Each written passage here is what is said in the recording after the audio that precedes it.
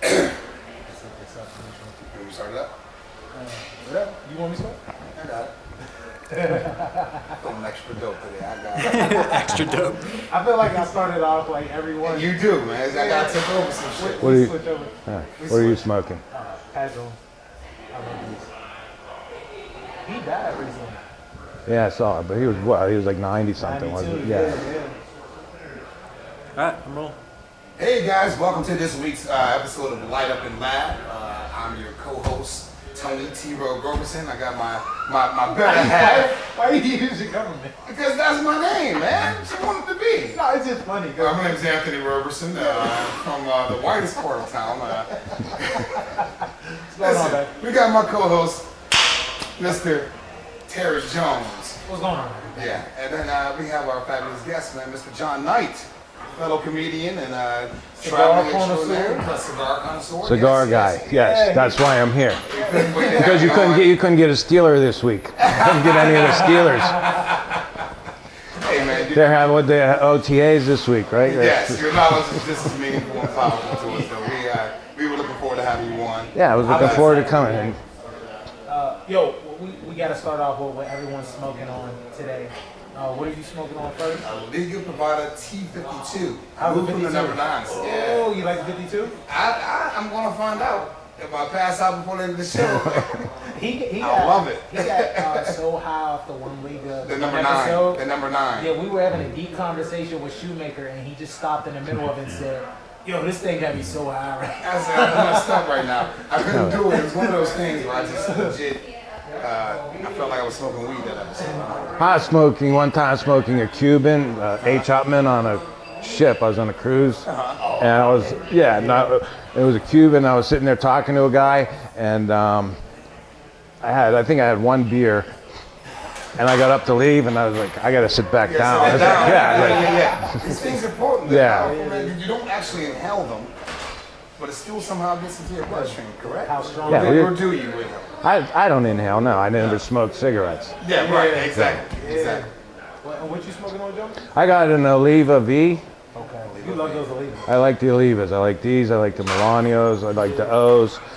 I like the Rocky Patels. I guess we should smoke Rocky Patel since we're in this place, yeah, I right? love Yeah, this place. that's what we should do. Rocky Patel, Burn, and yeah, I'm gonna smoke some.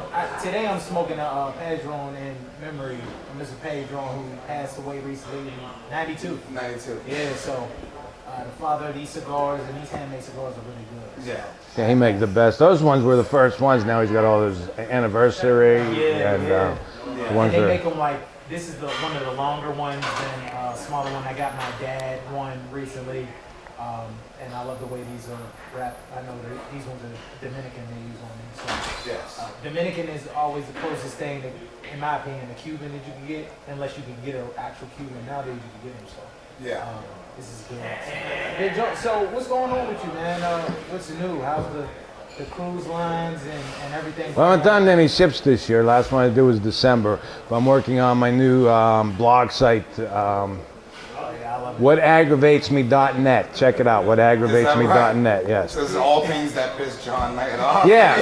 Well, it's weird because I started a few months ago, and the other day I had nothing. Didn't know what to write about, and I wrote about Neil Huntington came out this week, and this will be long in the past. This will be after the July fire sale when this comes out, right? Okay, But yes. no, he mentioned the other day that they base their payroll is based on attendance, and I put out a thing that says it's not our fault about Bob Nutting, and boy, it's taken off. Everyone that's like gotten more shares than anything has for me. So That's a huge thing, man. That's a huge thing. yeah. No, I love these. What aggravates me because you're even on stage. You're a comic who uses like a lot of emotion whenever you talk about the things that bother you.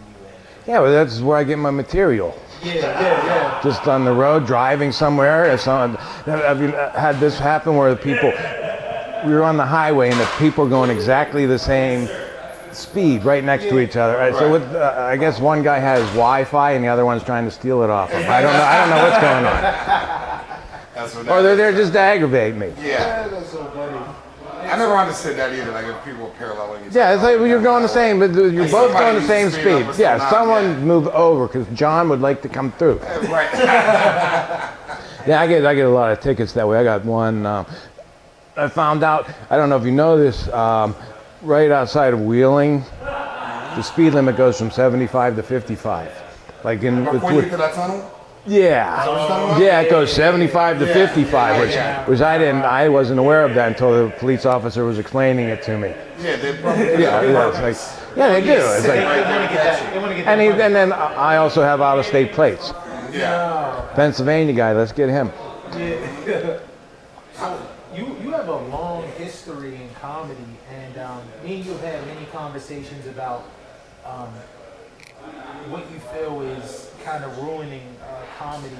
Now, for somebody who actually came up in the comedy boom era, like, what do you think needs to change in comedy right now as far as the booking? Are there any newer comics that you actually enjoy and believe? Okay, that guy. There are some I see. I don't know them all. There's a lot. I mean, for someone my age, it's tougher because they want to move. Let's bring up the new guys. But a lot of these guys don't have the time. They can't do the show. I could do. You know, what do you need? I go into a place like if I do fundraisers. You know, I show up. What do you need? You need we need an hour clean. Got it. Yeah. You can do whatever you want. Got it. Whatever, you know, I can do it. And these guys, they're starting out. A lot of it now is, you know, that's why I started with social media. I'm a dinosaur. Yeah. Yeah. So you have to do social media now. They base bookings now on how many Twitter followers you have. Yes. Yeah. See, it's the weirdest thing because I'm right on the cusp of that. I'm 42 years old, and it bothers me to post my every move on social media. Whereas that's the trend now, right? You kind of have to. You have to post everything. Oh, I'm doing this, I'm doing that. So I'm in the bathroom right now. That's ridiculous to me, man. Like to post. And I'm a guy. Yeah, and if I you had look at- corn you for look- lunch. Yeah, right. I don't post every day because I think it irritates people. But you know, I was told that people want to see that about they're your life. obsessed with it. They're obsessed. They want to see what you're doing. I just can't bring myself to doing it, and I get that's how you get more followers. That's how you get. You have to keep putting stuff out. You have to keep. But I'm an old school. The way I was taught and learned comedy wasn't you got to go out and prove yourself on stage. Yeah. Not because you're famous on Instagram or on Facebook. And I'm fighting myself over that. I get that's where the new world is going. But then then you do shows. But I just did a show with someone. I don't want to name the person's name, but you can see that they don't have the time. They don't have the segues. They're not smooth. They're choppy. It's ridiculous. It looks. Well, I mean, it's like this. And I hate to say this, but it's kind of like this. It's like giving Donald Trump the job of being president.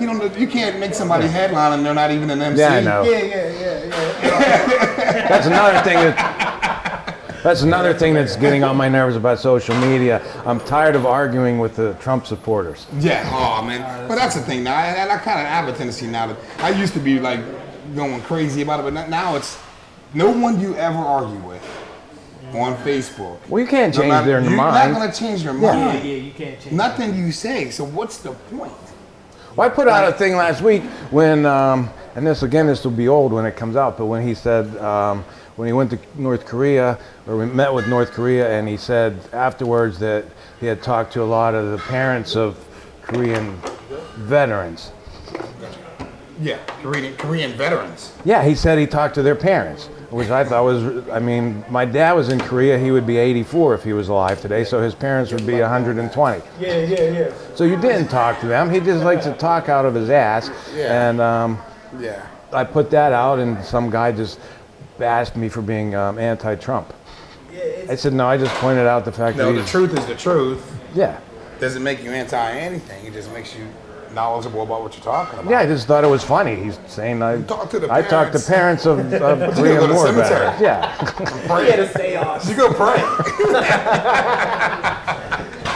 Well, no, you know what? I think that's one of the weirdest things about where comedy's headed too is you're starting. It feels like there was once a time where you could just do material and be funny, and now if you have an opinion on anything outside of what people want you to have an opinion on, it seems to be a problem. Like you see it's either, I'm starting to see this in comedy, it's either a lot of guys are left, like fully left, or a lot of guys are like fully right. I know people had some issues with this Owen Benjamin dude with a lot of the Yeah. racist tirades he went on. And then, then you have guys who are against that. So just because you're against that now, it's almost as if you're being attacked, but you shouldn't be attacked. You should Well, I be don't able do to it. I don't do it on advocate stage. yourself. Well, yeah, even if you do it off stage, you know how it is. Yeah, I know.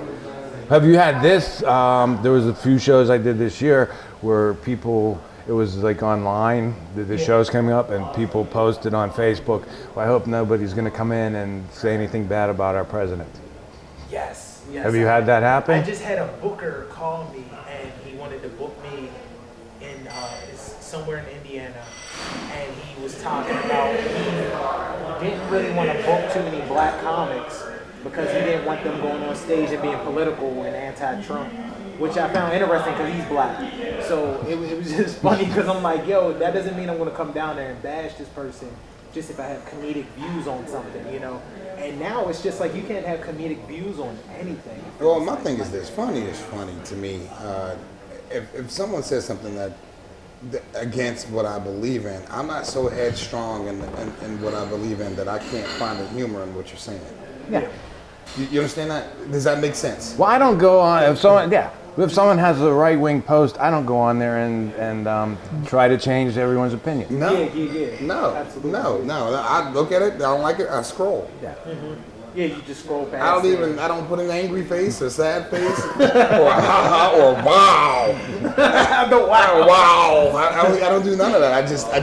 I just don't care that much to have anyone say anything to me specifically, because now if you do something like that, now people are like literally like looking you up, seeing where you work, and trying to report it to your job. That's the beauty about being a full-time comic. You Yeah, can't worry about it. You can't say shit about me. What are you gonna do? Yeah. Who you telling? Well, you're seeing people lose sponsorships and stuff now. That's It's when starting you to get when you get to point. that level. Like how Yeah. he has what aggravates me, and I enjoy the post, and a lot of people enjoy the post. If he says something like anti-Trump, and then now you have people going, don't support. What And aggravates me that's a thing too. Don't support and you lose half of your fan base or a quarter of your fan base. Yeah. Because you had a different political view. And it's so, I'm just tired of it, man. Well, I did one last week about, when they fired Bob Rogers from the Post-Gazette. Oh yeah. Because That was crazy. because the Post-Gazette's Yeah. leaning more towards the right, and a lot of people that follow me said, we don't like you doing political stuff. Yeah. Do so, and I guess they come to me for relief from what's going on. Yeah. Yeah. So, Well, that's another thing too. I mean, there's always these political stances where people think that entertainers shouldn't have an opinion on politics or on things that are going on in the world. When we're human beings too, why wouldn't I have an opinion? Yeah. You may be against my opinion, but why wouldn't I have an opinion? Everyone has an opinion. I agree with Just like the kneeling of the flag, people have opinions on that. But I'm black, so I see what they're doing it for. It's just a difference of opinion. well, something. I mean, Like people, you have the right to believe what you want. I got the right to believe what I want. You know what I mean? So well, that was blown out of proportion when Trump had to get involved with that. that's another thing. Yeah. It And I was think that stems from the fact that he wanted to be. he wanted to have an an NFL NFL. owner. Yeah, he wanted to own a team. they They wouldn't didn't let let him. Yeah, so So he's like, oh, now I'll bash your brand. He's Yeah, the yeah. president. He's the bully that you slap in the face, and then he's like, I'm gonna get you back. Hey, I'm gonna get you back. my friend said the best way to That's why he describe became him. president. Yeah, my friend said the best way to describe him. He's like the kid that yelled at you right before he was going in this house and locking the door. Yeah, right. I You mean, can't get to him. You gotta Yeah. wait. yeah, it's so weird, man, because I'm not even like fully anti of the guy, and it's like when you have the president of the United States, there's so much stuff that you're gonna like and that you're not gonna like. There were even things that I didn't like that Obama did, and it's just a weird. There's but a lot of we're in things I didn't like we're that in a- Obama did. Yeah, we're in a weird place right now. So, John, like at this age and this point in your career, how what do you feel like? Like, do you feel your comedic, like your material changing? as Yeah, you know go what? into I this? find I can get away with a lot more. Yeah. I can say things to people I couldn't say before. Like if I'm working in an audience, I can say whatever I want. Yeah. Pretty much. Yeah, and you have no issues. You've gotten no backlash off No, I mean they laugh. I got backlash. I tell a joke about someone being. It's not even someone. It's me. About me being disabled. Oh, and yeah, that's My closer. which is a funny joke. It's really funny bit, and people. I have people come up and like, my daughter is disabled. You know, and I'm like, I really wasn't making fun of your daughter. I'm just telling you what I did when I got caught. You know. Yeah. So it's not personal, but people they'll take something and they'll. Well, I had a woman come up to me on a ship, and all I did, her daughter said something to me, and I could tell she had issues, and I just dealt with it, and I talked to her, and her sister got really upset, and the mother came up to me the next day and said, you know, my daughter is disabled, and you were picked. I said, well, she said something, and I said I treated her the way I would treat anyone that said something. Right. I said, and she, but she's disabled. I said, why should I treat her different then? See, and that's the thing. Have it one way or the other. Yeah. Because if you didn't, they on any other accord, she might have a problem because you didn't. Yeah, or if I would have said, oh, you know, if I would have acted like, poor baby. Poor baby. But I just did. I treated her like You fired anybody on her, probably, else. right? She said something, I said something back. We were just having fun. It was nothing insulting. It was nothing. But her sister got upset that I shouldn't have talked to her the way I did. Because she's disabled, and I said, and the mother, I said, would you like me to treat her different? The mother says, you know what, you're right. So, No. And you have an interesting career too, because you've done. There's a lot of things that you've done, and you're very humble about it. I know you had, you do a lot of writing, which is a big thing for you. you have a book. My You have a book? Yes. Yeah. What's it called? I'm still aggravated, but at least I didn't kill anybody. At least I didn't kill anybody. At least I didn't kill anybody. Yeah, it's a book. It deals with anger management because I started, and for months I said I want to write a book about anger management, and it was going to be something to help people. And then I just realized, you know what, I have too many anger issues myself, so I'll just write about the stupid things I've done that have gotten me into trouble. And people love the book. Where can they get the book? You can get it on whataggravatesme.net. Go to items for sale. You know what? You're a Brandon. You're Oh yeah, a Brandon guy, I know how to do this. man. Yeah. So, did you have was there anything for both of you guys? Are you actually do you feel like the comedy's going to go into a good direction again as far as stand up, or does it feel like stand up's dying? Because I've been looking a lot.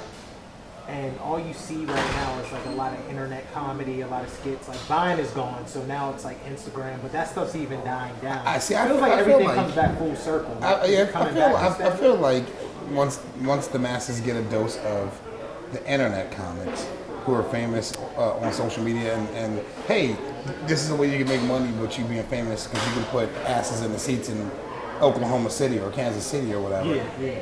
I feel like once you get a dose, those comics, that's gonna only run its circle for so long. The grinders, the people who I have 17 years invested. You know what I mean? How many years do you have? I'll be 36 in November. 36 He's years been on stage invested. longer than I've been alive. Yes. See, Yeah, it's a lot if of you that. think about that, eventually those comics are the ones who have the time. Yeah. Those comics are the ones who have the knowledge. They're the smoothest on stage, the segues, the material, the whole bit. And these guys, it's just a fad right now. I feel like I don't feel like stand-up comedy is dying because you need laughter in this world. Yeah, I don't think it'll ever die. To escape all the crap that we go through every day. You know what I mean? So I don't think the art form is dying. I think they tried something new, and they'll realize that's not really where it's at. And a comic is a comic, no matter. Well, there's still clubs that book people just do shows that are funny. I'm doing Based on talent. yeah. Like I'm doing.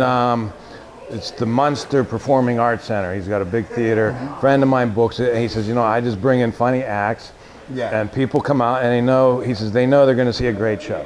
Right. He says, I don't have to worry. He says because they've already got a subscription.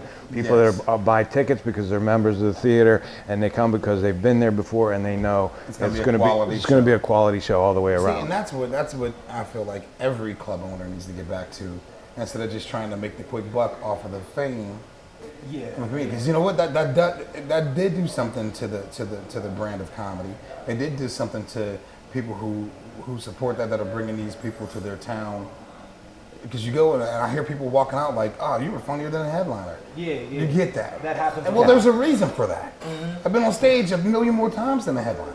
Yeah. So, you know. And TV kind of, I remember we talked about this, and you said, what was the channel that you said like was more so like, because TV kind of When the stand up. when the '80s, there was that was during the comedy boom. Comedy was on 24 hours a day. There was a girl I knew who was a waitress at a comedy club, Igby's in Hollywood, and 6 months later she was on Evening at the Improv because she decided to get into comedy. So there was a need. We need 7 people a night, 5 nights a week. Oh, wow. And people would come up. I was in Vegas. I was working in Vegas, and a guy come up and said, because, I watch a lot of TV. He says, when you do the TV shows, do they make you do it has to be about 7-Eleven? It has to be about men and women are different? I says, no, that's just because they have a lot of people that shouldn't be on television, and that's not material that they're doing. They're all doing the same crap. Exactly. So. And even if you do something different, when you're on TV, they chop your setup so much because these channels have to use, like they have to use some of your comedy for internet content, right? And then they got to use it for like internet advertisement, and then they use your regular set for TV advertisement. Yeah. And then, by the time you see your set, you're like, yo, that's not how I would have pieced it together, but it's out of your hands. You just signed the paperwork and the producer has. Yes, and that's what it is. Yeah. So now your set looks completely different. Yeah. Because when I don't know, you guys build a set. Like I go completely in order. So whenever I'm hosting, sometimes I have a hard time breaking order. Taking clips out of a 45-hour long set to put into a 10. Because the way I build my set, it all streams. Yeah, along. it's hard to get. And then when you're doing television, it's like 4.5 minutes. Yes. Yeah. I have a great story. I don't know if you know A. Whitney Brown. Yeah. A. Whitney Brown. I was working with him. He had just done the Tonight Show the night before, and he's in. I was in Parkersburg, West Virginia, opening for him. He had just come off the Tonight Show, and that was his next gig, the next day. Yeah. And he told me the story.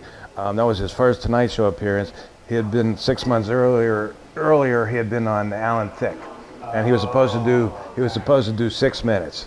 And they came back to his dress, and you have your 6 minutes worked out. And they came back and says, you know what, we're running late. You only have 4.5. And he was on his way to the stage. They told him, you only have 3. Wow. So now he had 6 minutes. Now he's only got 3, and he goes on, and it doesn't go well because now he's got to edit in his head, on television, on national television. And he's leaving, and his friend's with him, and he's just upset. And his friends, they're walking past Alan Thicke's dressing room, and there's a new pair of shoes sitting there. And his friend says, you know what? Screw him. Grab his shoes. He says, really? He knows. He says, no, he screwed you. Screw him. Take his shoes.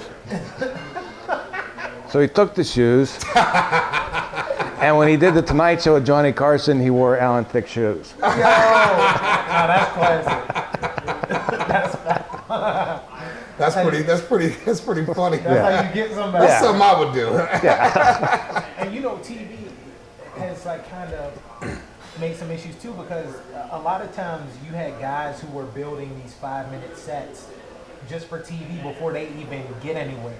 So you have these people who, somebody had made a good analogy. They said that for road comics, we're more so long distance runners. And when you're in the major cities, you're a sprinter. Mm-hmm. So you have a lot of these like New Yorks and LAs, and these guys are going up there and they're only doing 5 minutes. So when they get to another city, they have to try and piece together multiple 5-minute sets into a yes. So it doesn't go together. Like it doesn't flow. How our sets would flow. Well, if you'd work with the guys from New York to come into Pittsburgh and they have their 10 minutes on the subway.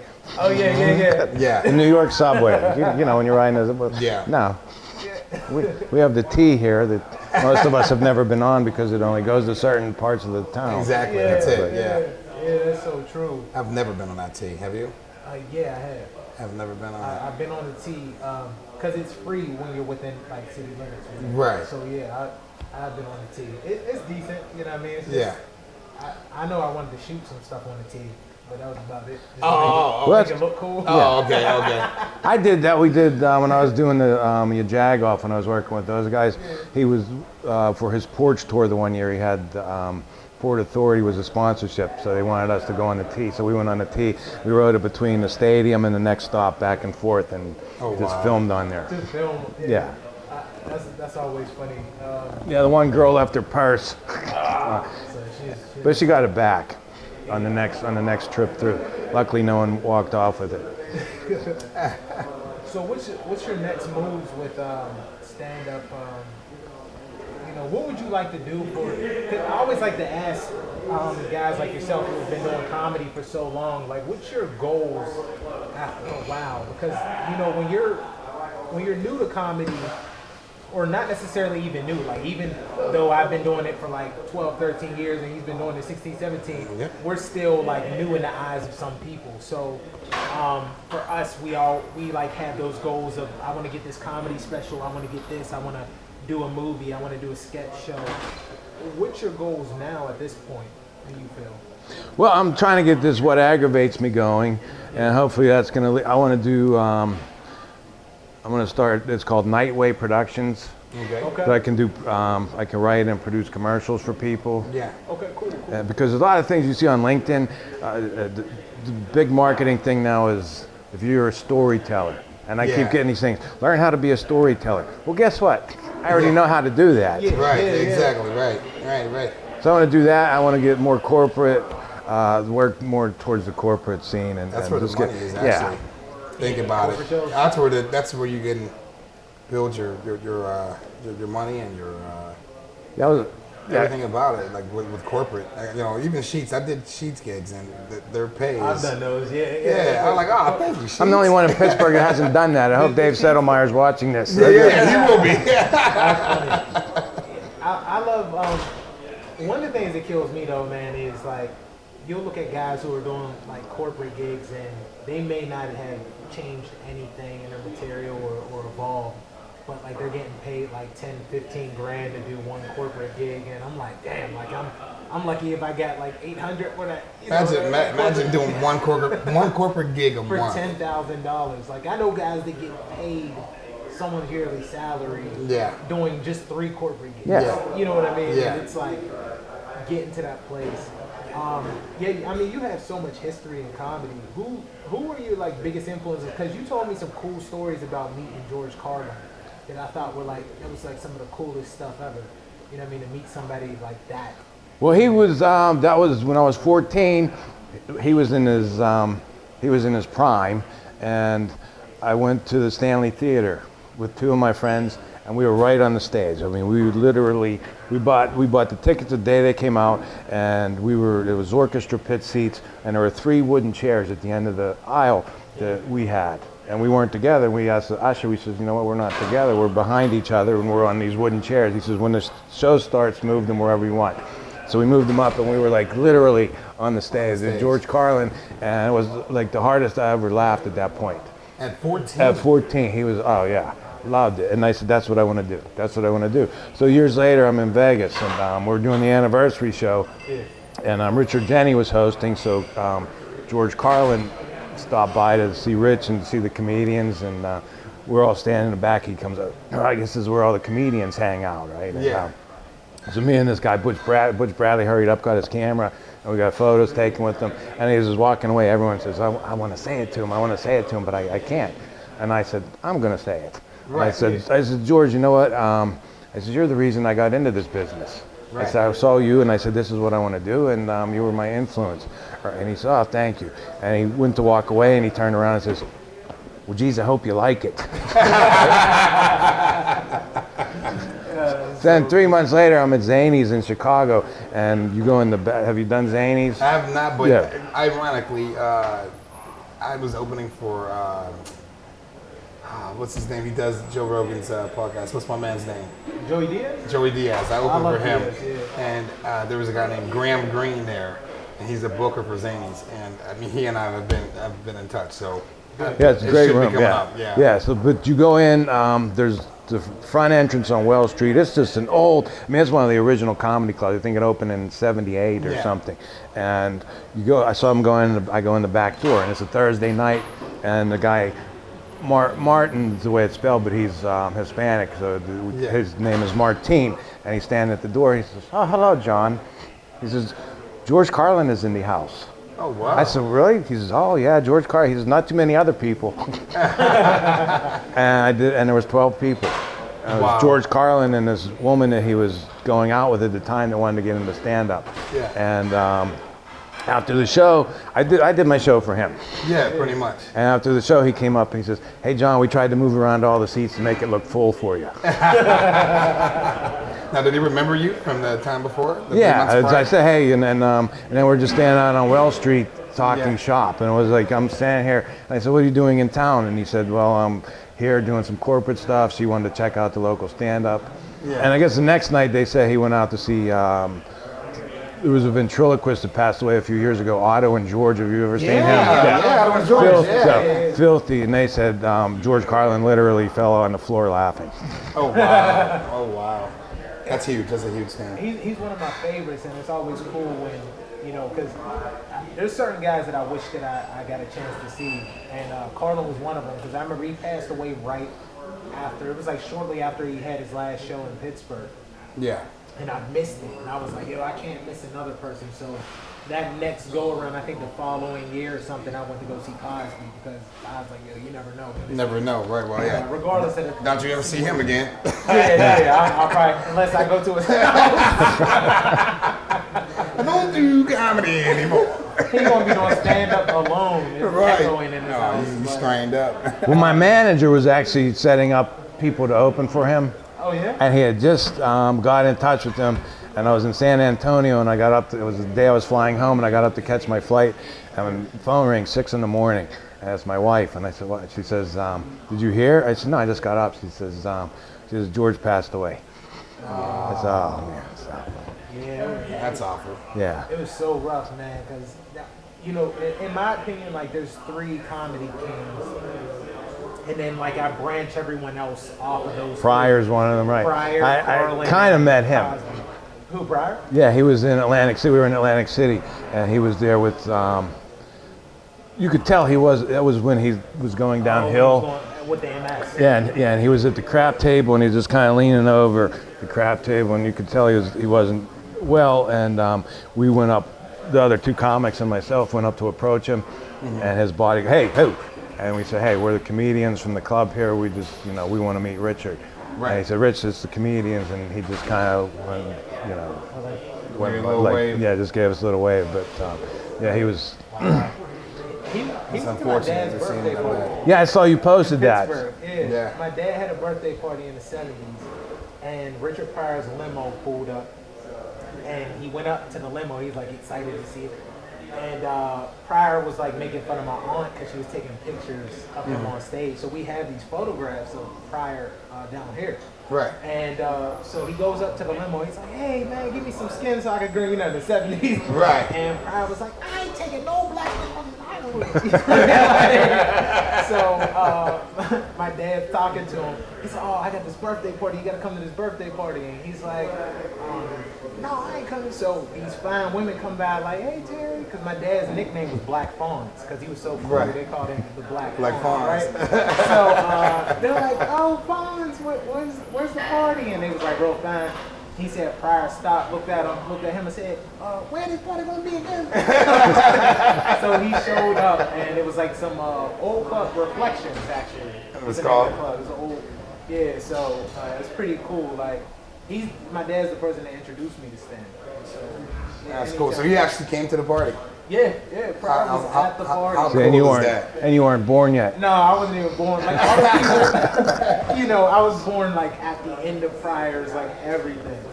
But yeah, it's comedy's so interesting because there's so much history behind it and everything that goes on to it. You know, and yeah, I was doing one of the last colleges I did.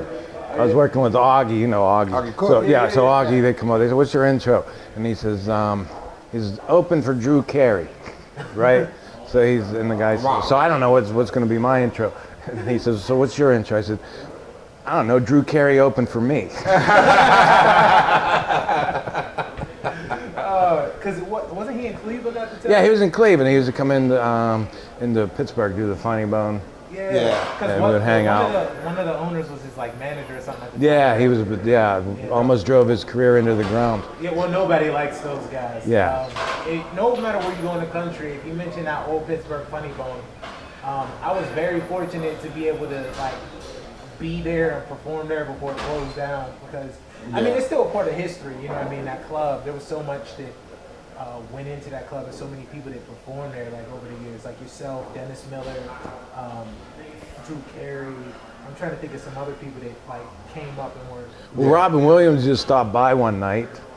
The old one, the original on Route 51.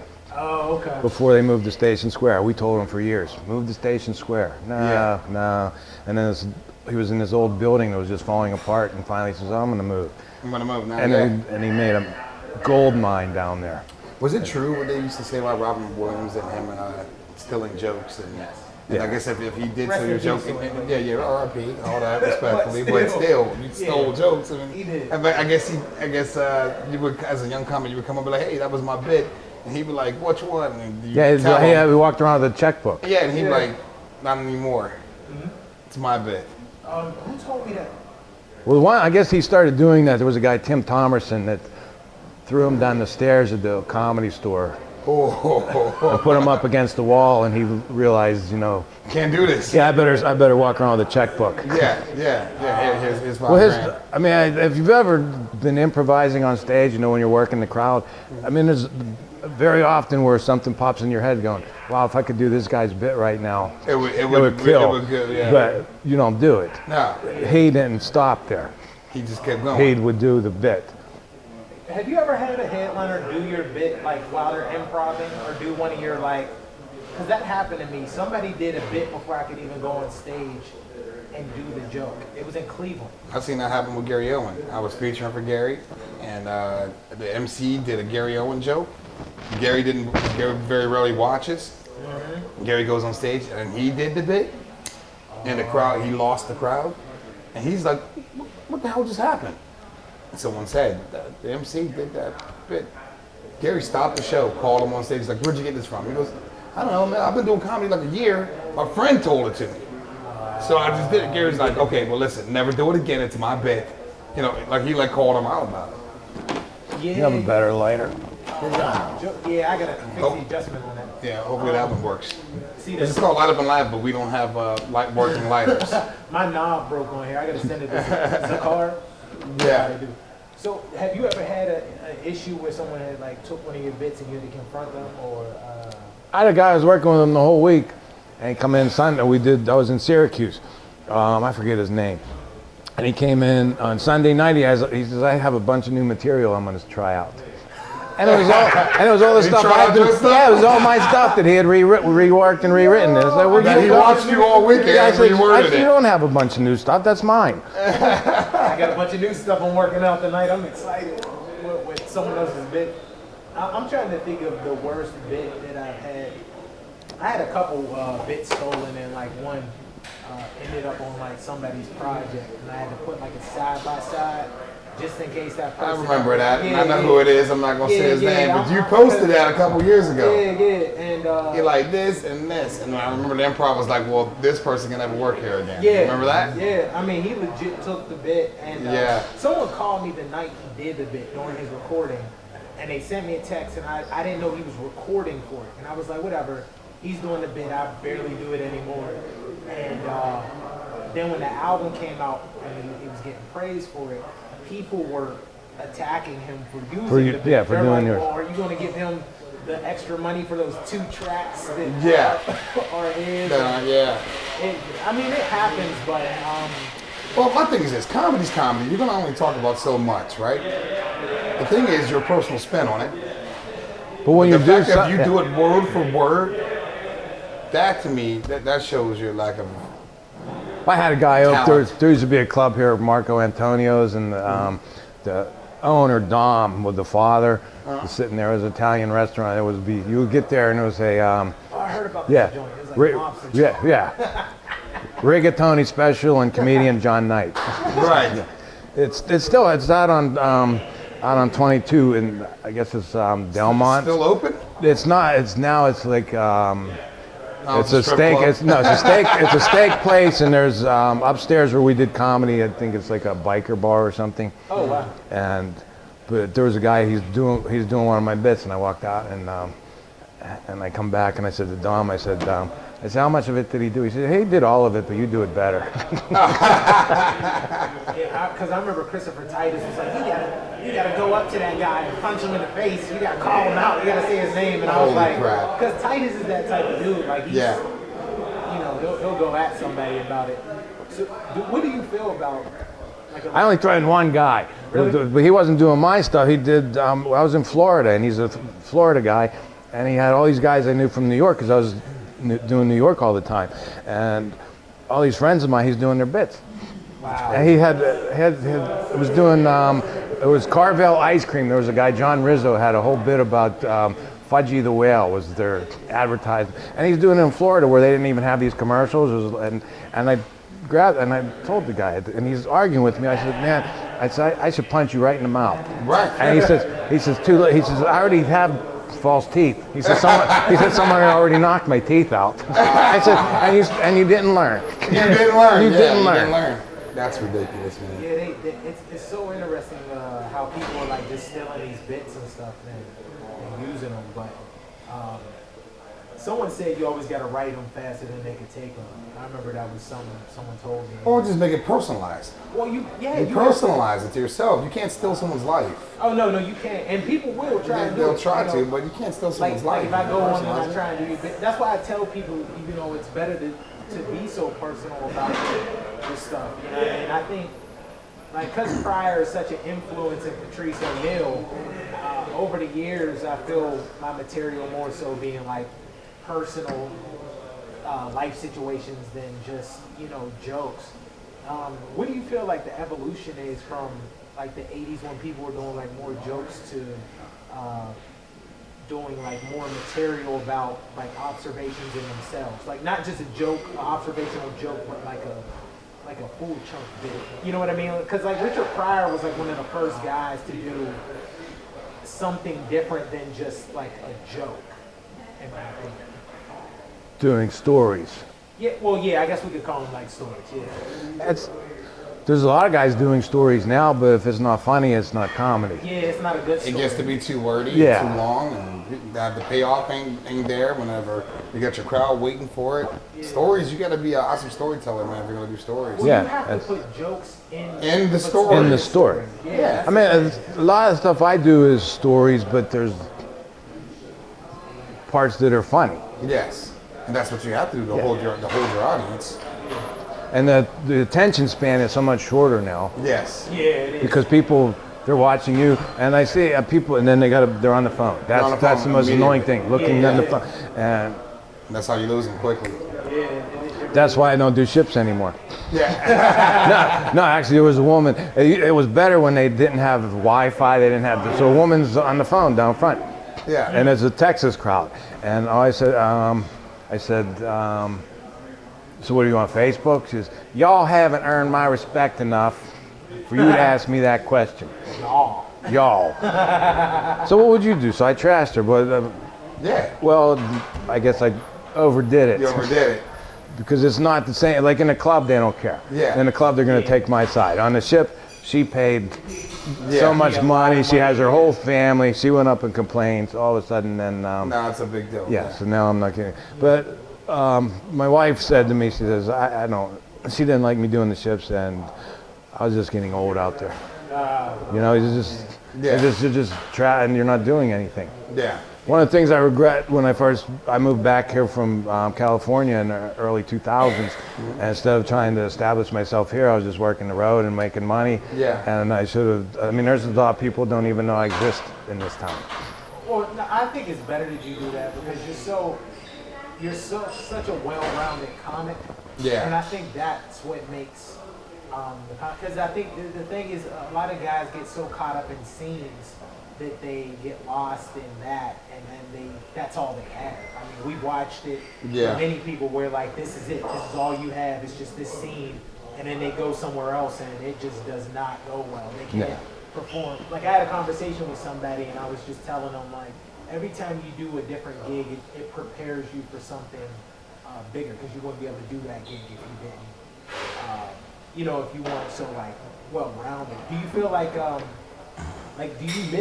you like the road, or would you rather just, what aggravates me now, get you to a point where like that's... Well, I don't mind it. I would rather, part of the thing I didn't like about ships is a lot of times the Wi-Fi didn't work. You just feel lost. I mean, you're just lost. It's just so connected. You're just, I mean, you just feel like Yeah. I've left everything behind. I'm out here and Yeah. and I didn't write a whole lot of ship material, and that's what they said, we're looking for guys that aren't doing, because there was so many guys doing just tiny bathrooms and little showers. And, Yeah. That's how it gets to be. No, man. Yeah, I mean, it's... when I started though, because coming from Pittsburgh, there were guys, most guys migrated towards the Midwest. They took all the work on the Midwest side, and I went more to New York, New Jersey, Philadelphia, the East. And I think that helped because they're really tough audiences. Yeah. Yeah. Yeah. You have to be, and I think that's because Midwest, they're just so forgiving. Yeah, they're laid back. Yeah, you can just, They just laugh at anything. they laugh at anything, yeah. New York, they sit there and go, you know, they laugh at the first and you go, what else you got? Yeah. Yeah. All right, keep it coming. coming. Yeah, keep it coming. Keep it coming. Because those are those cities that are cooler than you. Yeah. They Yeah. try to act cooler than you. Yeah. So, yeah. It's comedy's interesting. Did you ever do Dangerfields in New York? No, I have not. I haven't been there for years. A friend of mine did Dangerfields, and they were talking about, but I don't hear too many comics doing it like they did back when No, it it was was- at its peak. It was, there was there and Catch a Rising Star. The Improv wasn't that big of a deal in New York Yeah. because it was not owned by Bud Friedman. It was his wife. She got it in the divorce settlement. So Catch a Rising Star was, and it was such a sewer. Yeah. You know, you went in there was no door on the men's room, Oh wow. but these were the clubs. That's where you went. And if you had a spot before 11 o'clock at night, there was no one there.